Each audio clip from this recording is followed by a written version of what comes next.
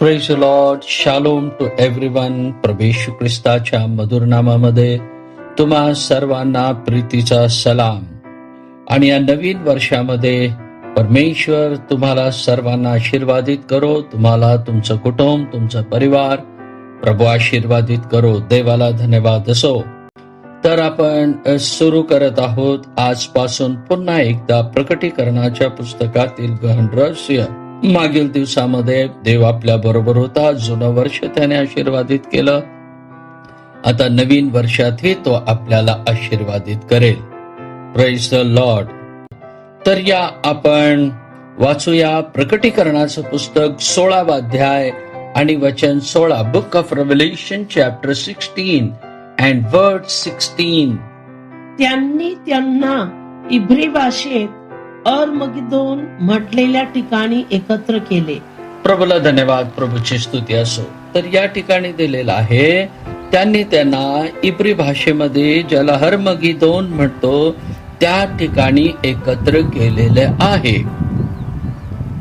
तर प्रियांनो, आपल्याला माहिती आहे की हर्मगिदोन म्हणजे एक लढाई या ठिकाणी होणार आहे. एक मोठी लढाई होणार आहे या ठिकाणी, ज्याला आपण म्हणतो एक निर्णायक लढाई होणार आहे.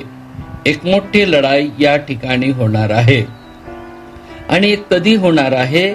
6वी वाटी ओतल्यावर झालेल्या गोष्टी आपण या प्रकटीकरण 16वा अध्यायामध्ये पाहत आहोत. आणि आपण मागं पण पाहिलेलं आहे 6वी वाटी ओतल्यानंतर काय काय झालेलं आहे. आणि तोच भाग आपण कंटिन्यू करत आहोत. 16वी वाटी सोडल्यानंतर काय काय होत आहे हे आपण आजही पाहणार आहोत. प्रभूला धन्यवाद असो. प्रभूची स्तुती असो. तर या ठिकाणी हर्मगिदोन या ठिकाणी सर्वांना एकत्र केलेले आहे, अर्थात लढाईसाठी. आणि हे आपण कशावरून ओळखू शकतो? आपण माग प्रकटीकरण 16वा अध्यायाचा 12 वचन पाहिला होता. त्या ठिकाणी लढाईचा रस्ता कसा मोकळा होत आहे त्याचं वर्णन केलेलं होतं. आपण परत एकदा वाचूया. Book of Revelation chapter 16 and verse 12. 6व्यांनी आपली वाटी फरात महानदावर ओतली, तेव्हा सूर्याच्या उगवतीपासून येणाऱ्या राजांची वाट सिद्ध व्हावी म्हणून त्याचे पाणी आटून गेले. म्हणजे बघा, सूर्याच्या उगवतीपासून जे येणारे राजे आहेत त्यांना रस्ता मोकळा करून देण्यासाठी फरात नदी सुकून गेलेली आहे असं आपण पाहतो. आणि हेच आपण पाहिलेले पूर्व दिशेमधून येणारे राजे ते कोण आहेत हे ऑलरेडी मी तुम्हाला सांगितलेलं आहे. तर अशा रीतीने एक ह्या लढाईसाठी एक रस्ता मोकळा झालेला आहे. पूर्व दिशेतून लोक येत आहे. फरात नदीच्या माध्यमातून म्हणजे फरात नदीमधून ते येतील आणि हर्मगिदोन म्हटलेल्या ठिकाणी एक मोठी लढाई होणार आहे. तर प्रियांनो, ही जे आहे हर्मगिदोन येथे जी लढाई होईल याला मगिद्दोनचे खोरे असंही म्हणतात. मगिद्दोचे खोरे. हे मगिद्दोचे खोरे हे जे आहे हे आपण पाहतो. हर्मगिदोन हे नाव जे आहे इब्री नाव आहे आणि मगिद्दोचे खोरे असं त्याचं नाव आहे. मगिद्दो जे आहे इस्रायलोनच्या मैदानामध्ये आहे. इस्रायलोनच्या मैदानामध्ये आहे म्हणजेच इस्रायलच्या खोऱ्यात आहे. इस्रायल प्रदेशातल्या इस्रायलच्या खोऱ्यामध्ये ही आहे. आणि या ठिकाणी लढाई होणार. ते पण कधी होणार आहे माहितीये? महासंकटाच्या शेवटी होणार आहे. महासंकटाच्या काळाच्या अगदी शेवटी ही लढाई होणार आहे. मग महासंकटाच्या काळाच्या शेवटी होणार लढाई म्हणजे महासंकटाचा काळ म्हणजे कोणाचा आहे? ख्रिस्त विरोधीचा आहे. म्हणजे पृथ्वीवर त्यावेळेस ख्रिस्त विरोधकाचं राज्य राहणार आहे. आणि ख्रिस्त विरोधी पृथ्वीवर राज्य करणार. 7 वर्षाचा राज्य त्याचा राहणार आहे.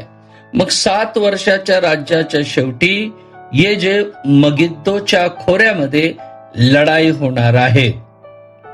आणि या ठिकाणी हे जे मगिद्दोच्या खोऱ्यामध्ये लढाई होणार आहे प्रियानो, या लढाई बरोबर दोन गोष्टी घडतील. एक अंत होणार आहे आणि एक आरंभ होणार आहे. अंत काय होणार आहे? ख्रिस्त विरोधीचं पृथ्वीवरचं राज्य अंत होणार आहे. आणि काय आरंभ होणार आहे? एक मोठी लढाई आरंभ होणार आहे. ही लढाई प्रभू येशू ख्रिस्त स्वतः लढणार आहे. कोणाबरोबर लढणार आहे? जे ख्रिस्त विरोधीचे आत्मे आहे. ख्रिस्त विरोधीचं राज्य चालू आहे. ख्रिस्त विरोधीचा आत्मा आहे, जे आपण प्रकटीकरण 16 अध्यायाच्या 13 वचनामध्ये जे 3 गोष्टी आपण पाहिले होते, 3 अशुद्ध आत्मे बेडकाच्या रूपामध्ये. तर ते आहे की पहिलं आपण बोललो की अजगर म्हणजे सैतान, आणि दुसरा श्वाप तो जनावर म्हणजे ख्रिस्त विरोधी, आणि तिसरे खोटा संदेष्टा. तर अशा प्रमाणे हे 3 आहेत. यांचे बरोबर आणि यांच्या सैन्याबरोबर लढाई होणार आहे.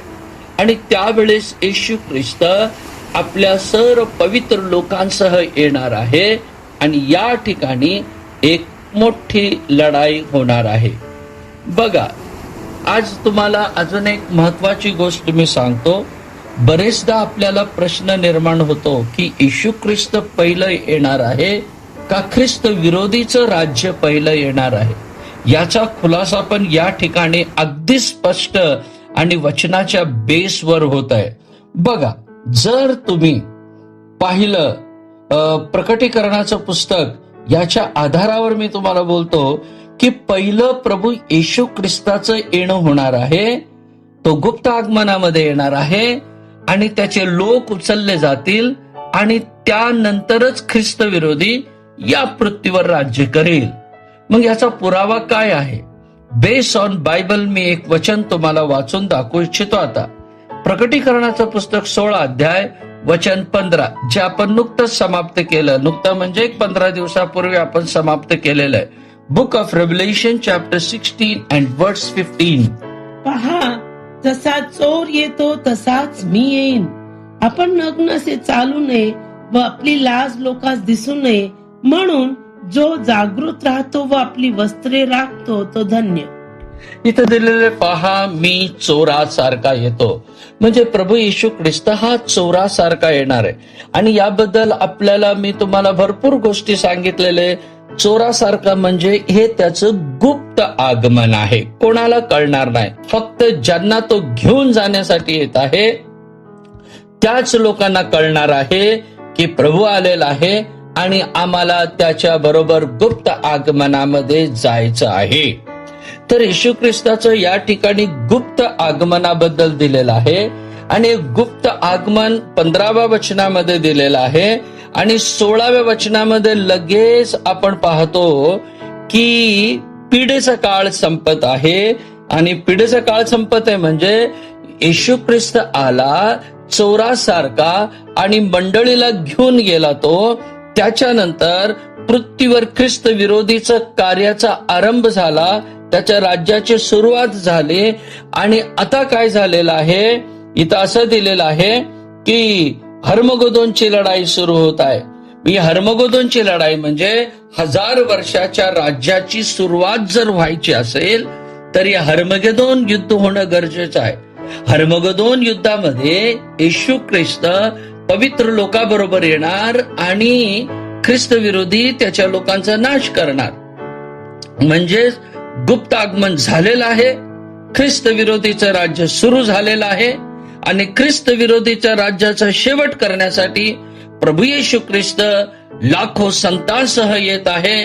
आणि मगिद्दोन म्हटलेल्या खोऱ्यामध्ये आता हे शेवटचं घमासान होत आहे. प्रभूला धन्यवाद, प्रभूची स्तुती असो. म्हणजे येशू ख्रिस्ताचं आगमन गुप्त आगमन झालं, मंडळी उचलली गेली, लगेच 666 सुरू झालं, ख्रिस्त विरोधीचं राज्य सुरू झालं. ते 7 वर्षापर्यंत चालू राहील. मी बोललो होतो 7व्या वर्षाच्या शेवटी काय होणार आहे, ख्रिस्त विरोधी बरोबर प्रभू राज्य युद्ध करणार आहे. प्रभू आपल्या पवित्र संतांसह युद्ध करणार आहे. आणि ते 3 दुष्ट आत्मे जे प्रकटीकरण 16:13 मध्ये आपण पाहिलं, आणि सर्व जगाचे जे सैन्य आहे, ज्याला आपण म्हणतो वन मिलिटरी फोर्स, ज्याच्याबद्दल मी तुम्हाला ऑलरेडी शिकवलेलं आहे. वन मिलिटरी फोर्स, सर्व जगाचे सैन्य, याच्या बरोबर येशू ख्रिस्ताची झटापट होणार आहे आणि प्रभू येशू ख्रिस्तानी त्याचे संत या सर्वांना हरवून टाकणार आहे. आणि ही शेवटची झटापट मगिद्दोन म्हटलेल्या ठिकाणी होणार आहे, म्हणजे त्यालाच आपण इब्री भाषेमध्ये हर्मिगदोन म्हणतो. त्या ठिकाणी ही लढाई होणार आहे. प्रभूला धन्यवाद, प्रभूची स्तुती असो. तर प्रियांनो, एक गोष्ट क्लिअर होत आहे, येशू ख्रिस्त लवकर येत आहे आणि त्याच्यानंतरच ख्रिस्त विरोधकाचं राज्य सुरू होत आहे. या आपण आपलं जीवन प्रभूला समर्पण करूया आणि प्रार्थना करू की प्रभूने आपल्याला त्याच्या गुप्त आगमनासाठी तयार करावं. आणि हे जे ख्रिस्त विरोधीचं राज्य आहे किंवा सैतानाचं राज्य, 666 क्रमांकाचं राज्य, हे आपल्याला नको आहे, तर स्वर्गीय राज्य आपल्याला हवं आहे. आणि त्यासाठी प्रभू आपल्याला सहाय्य करू. या आपण प्रार्थना करू. प्रेमळ पवित्र येशू, आम्ही तुझ्या नावाला धन्यवाद देतो. तू आम्हा सर्वांना एकत्रित केल्याबद्दल धन्यवाद. आज आम्ही पाहिलेले प्रभू, तो पुन्हा या पृथ्वीवर येणार आहे, जे हर्मगेदोनचं युद्ध लढण्यासाठी. आणि त्यावेळेस ते 3 दुष्ट आत्मे आणि त्यांचे सर्व सैनिक यांचा तू नाश करणार आहे. आणि त्यानंतर याच भूतलावर प्रभू 1000 वर्षाचं राज्य सुरू होणार आहे. त्यासाठी तो आम्हा सर्वांना तू तयार कर आणि आमचे श्रोतेगण त्यांनाही तू तयार कर. आशीर्वाद दे, पवित्र कर, आम्हा सर्वांना तुझ्या राज्यासाठी तयार कर. आणि या 2024 वर्ष दिलं, तुला धन्यवाद.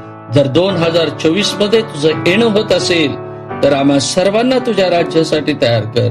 प्रभू येशू ख्रिस्ताच्या गोड आणि मधुर नावाने मागतो, म्हणतो आई. आमेन. Praise the Lord.